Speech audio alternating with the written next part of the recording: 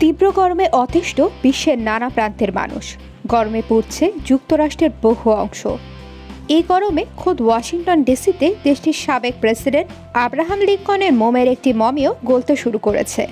ওয়াশিংটনে আব্রাহাম লিঙ্কনের ৬ ফুটের মোমের মূর্তি গলে কয়েকটি অংশ বিকৃত হয়ে গেছে বলে দাবি বিভিন্ন সংবাদ মাধ্যমগুলোর।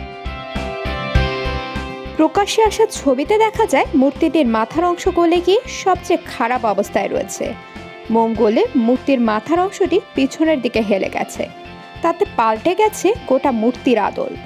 আপাতত সেই মূর্তি ঠিকঠাক করতে ব্যস্ত প্রশাসন।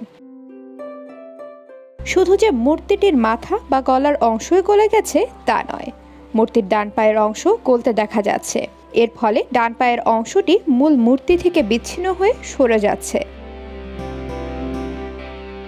যুক্তরাষ্ট্রের ওয়াক্স মনুমেন্ট সিরিজের অংশ হিসেবে মূর্তিটি তৈরি করেন ভার্জিনিয়ার শিল্পী স্যান্ডি উইলিয়ামস। ওয়াশিংটন ডিসির এক এলিমেন্টারি স্কুলের বাইরে রাখা ছিল লিঙ্কনের মূর্তিটি। কালচারাল ডিসি নামের একটি সংস্থা মোমের এই মূর্তিটি তৈরি করেছেন। এই অলাভজনক সংস্থাটি সবকিছু ঠিকঠাক করে চলতি বছরের সেপ্টেম্বরে মূর্তিটি আবার ওই জায়গায় স্থাপন করবে বলে জানা গেছে। আপাতত বাইরের রোদ ও গরম থেকে মোমের মূর্তিটিকে বাঁচাতে এবং সারাইয়ের কাজ চালাতে নিজেদের সংরক্ষণে রেখেছে সংস্থাটি।